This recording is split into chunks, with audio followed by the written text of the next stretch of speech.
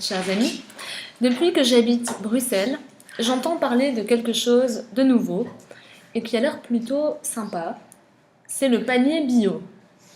Le panier bio, c'est un panier de fruits et légumes issus de l'agriculture biologique et locale que l'on peut se faire livrer ou acheter dans des points de vente déterminés.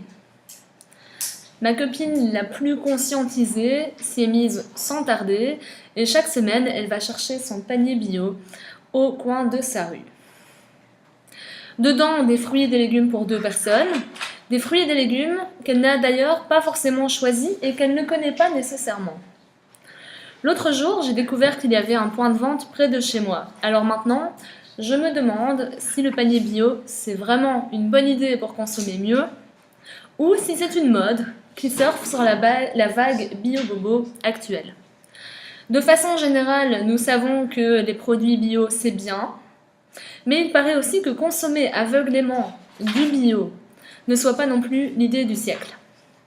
Pour démêler le vrai du faux, je voudrais ici vous résumer ce que j'ai lu dans un article où on pose 3 grandes questions.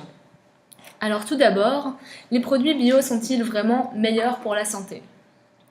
De nombreuses études ont démontré que, par exemple, les fruits issus de l'agriculture biologique ne contiennent pas plus de vitamines que les fruits issus de l'agriculture traditionnelle.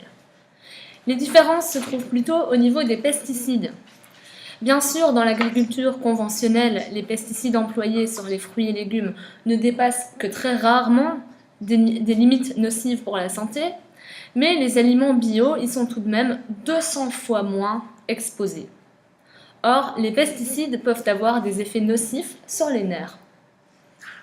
Alors ensuite, une deuxième question, l'agriculture biologique est-elle vraiment meilleure pour l'environnement ?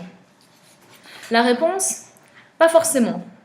Une pomme bio que l'on achète en été et qui a passé près d'1 an dans un frigo a une empreinte carbone bien plus élevée qu'une pomme non bio de Nouvelle-Zélande qui n'a pas été stockée longtemps et qui est acheminée vers l'Europe par bateau. De la même manière, prendre sa voiture pour aller acheter 5 kg de pommes de terre bio chez l'agriculteur n'a pas beaucoup de sens. Alors enfin, une troisième question, serait-il possible de ne produire que du bio partout dans le monde ? C'est une très bonne question, car l'agriculture biologique requiert davantage de superficie que l'agriculture conventionnelle, et nous savons que les terres cultivables commencent à manquer. Cependant, 1/3 des denrées alimentaires produites, à l'heure actuelle, finissent à la poubelle. Dans les pays occidentaux, ce gaspillage vient d'une mentalité d'abondance.